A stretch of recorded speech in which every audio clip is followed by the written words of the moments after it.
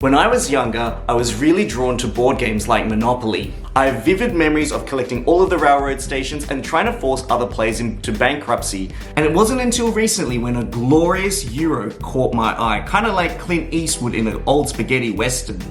Great Western Trail is a game that toys with this idea of moving along a path just like in Monopoly. You hop from property to property, cherry-picking the actions and the quality of the cattle as you go. It is one of my favorite Euros of all time.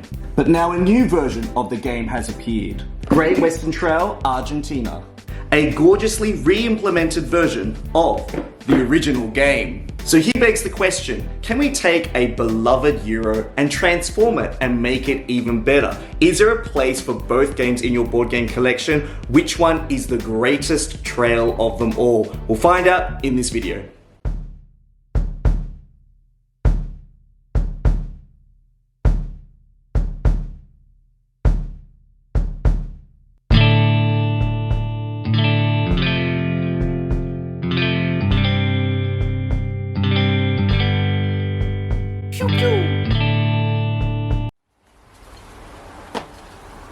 Great Western Trail is a game where the journey is sometimes just as important as the destination. It's a game about pathways and sometimes navigating multiple forks in the road. Throughout the game, players will be using ranches to travel along the Great Western Trail by following lines that connect different buildings together. Some pathways will lead you through towns, others may lead you to bandits or even unexpected hazards. The path you choose will be yours alone. Each turn you'll move your rancher forward along the trail according to the speed on your player board. If you pass over certain locations with these hands, you'll have to pay a toll. When you have finished moving, you'll stop at different locations and choose to either use your actions on your player board or actions at the location you've rested at. Different locations have different effects, such as allowing you to construct buildings, hire workers, and acquire new cattle into your herd. The goal of the game is to acquire the highest quality cattle as represented by numbered cards in your hand and transport them to Kansas City to see them for a profit. These in turn will move your train engine down the train line to different locations in which the cattle will be sold off to. The higher the breeding value of your total cattle, the further the locations you'll be able to reach by train. It's like a slingshot effect. Load the slingshot with your cows and let go and see how far they actually fly. Once your cattle have been transported to Kansas City, you'll loop around the trail to the beginning and start it all over again. As the game progresses, players will build buildings that will make traveling to Kansas much more grueling and longer. This trail will be counterbalanced by the fact that you'll have access to more unique actions tailored to your game strategy. Players will continue looping around the board, hop, stepping and jumping to Kansas City as quickly or as slowly as possible, milking every action space you need to achieve your goals. I think you're really great. Oh, thanks. You're pretty great yourself. Oh, I wasn't talking about you, I was talking about the board game.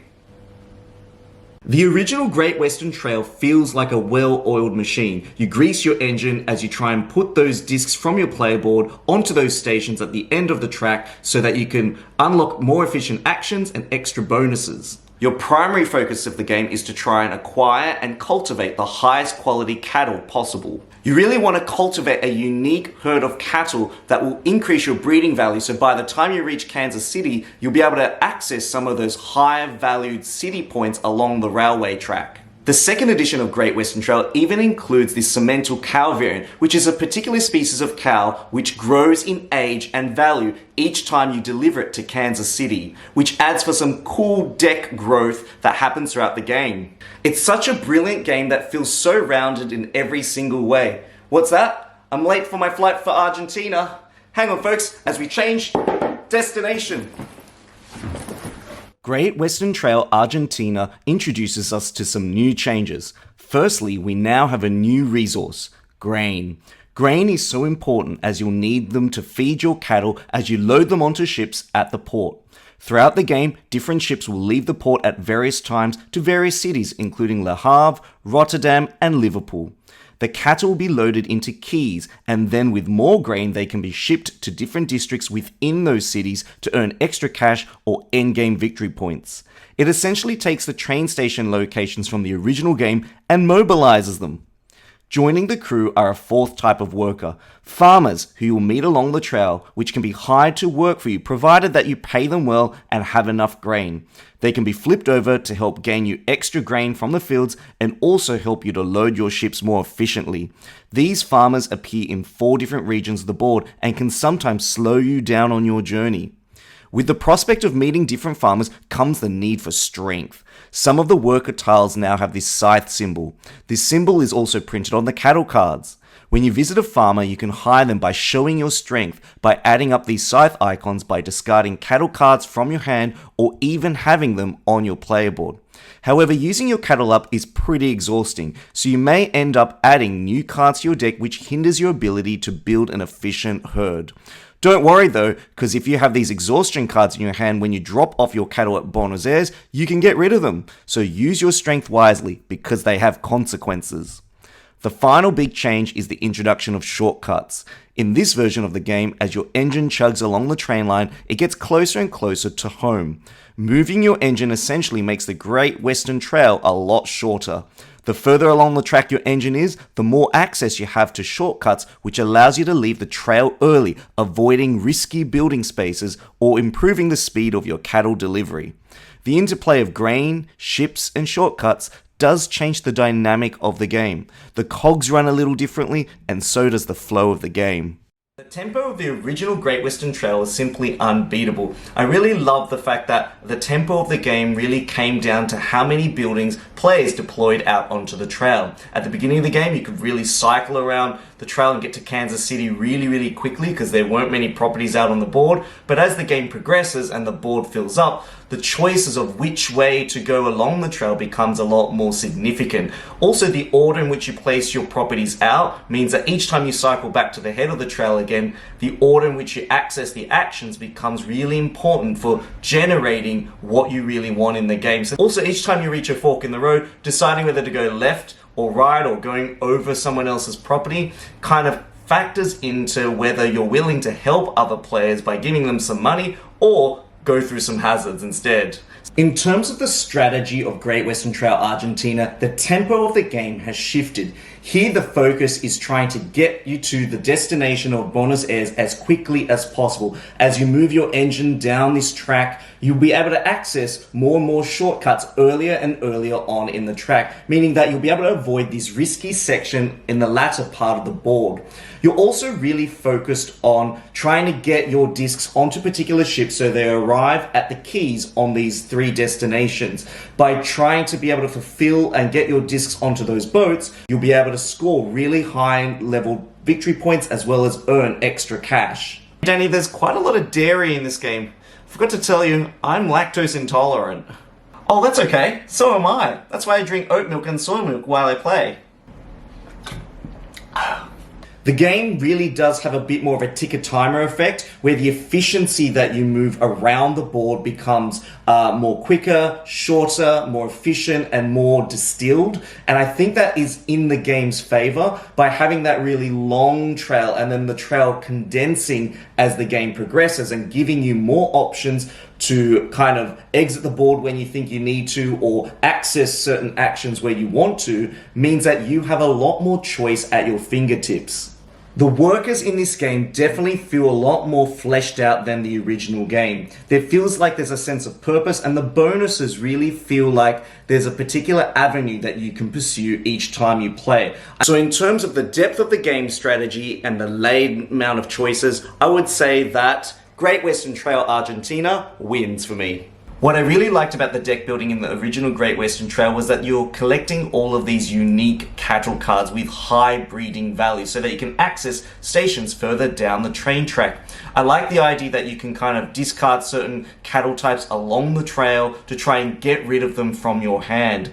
The cattle market was also quite fluid in terms of trying to access particular species and acquire them into your deck, but also the Cemental variant really added some great variability to how your deck evolved. In terms of the deck building, Great Western Trail Argentina certainly amps up the level and uniqueness of what you can actually do with your deck. It introduces the use of these strength icons that appears on different cards. There's even a new species of cattle that has a low value cost to it, but a high strength value, which you can use to try and persuade the farmers to work for you. Now, I love how trying to persuade farmers, which are these kind of worker tiles with the little side symbols on them, as you acquire them, if you use the strength value of your cattle, you do have to introduce exhaustion cards into your deck, which kind of makes your deck a lot less efficient. So there's a bit more of a binary choice when it comes to how you're going to discard cards and use them as you progress along the trail. And my pick is Great Western Trail, Argentina. So, what would you give Great Western Trail as a rating out of 10? Oh man, Great Western Trail is probably one of my favorite Euros of all time. It's definitely a 10 out of 10. But what about the sequel, Great Western Trail Argentina? How would you rate that? Do you think I just could go back and change my rating? If you're comparing both of the trails and the maps from both games, there's a really classic feel to the original Great Western Trail map. I like the idea that the game feels more constricting as the game kind of builds up and progresses and fills up. I like that there's risk spaces in the original map, where if you build a property there, you can access those risky actions, which might mean discarding a cattle card to get money or increasing your certificate power. I know with the Argentinian version, building buildings in certain wheat field locations means that when you then harvest, you can actually gain grain equal to the number of buildings that you have on those wheat fields.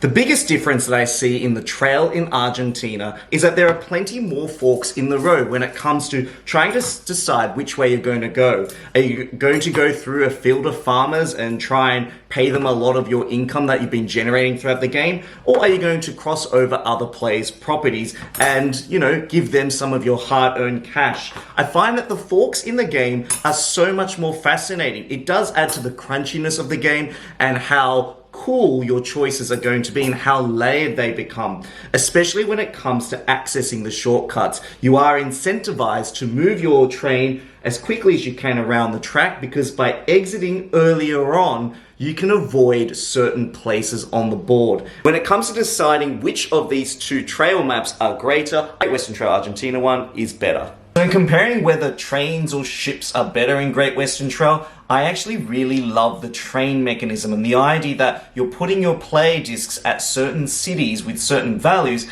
and connecting them adjacently together so you can get bonuses in between. There was something really analytical about trying to put those discs and attain those values using the deck of cards that you've got. The ships add a new timing element to the game, which kind of adds a little bit more pressure to how fast you do meander up this trail. Because if you take too long to circuit the trail, you're probably not going to be able to get enough discs on the ships before they leave. And I think that adds that extra pull when it comes to focusing you on what sort of decisions you're going to make on the trail itself. In the old game, I would tend to meander a lot and try and visit as many locations as I wanted to, but here you got to pick and choose the best choices that will propel you along, and if you miss the boat, you won't be able to catch the next one.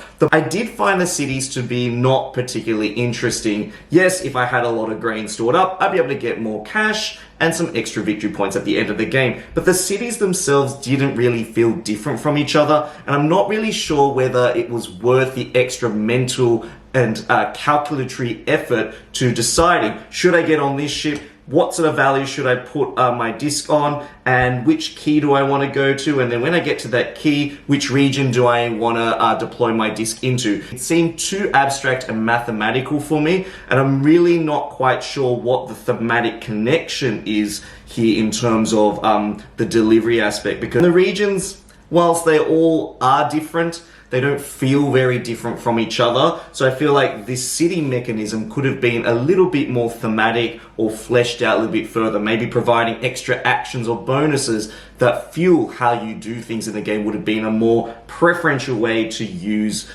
these city tiles. My pick is the original Great Western Trail. Now, before we get to my final verdict, if you really enjoyed what you've seen so far, don't forget to hit the like and subscribe button and check out some of the other videos on my YouTube channel. The original Great Western Trail is absolutely brilliant. It's a focused game experience that has really tight mechanics and has some great, interesting choices that you can make without overwhelming the players. The game feels smooth like butter through your fingertips, and there's lots of different strategies and avenues to pursue and explore, which I can see the replay value of the game becoming a little bit diminished over time once you've fully explored all of the options.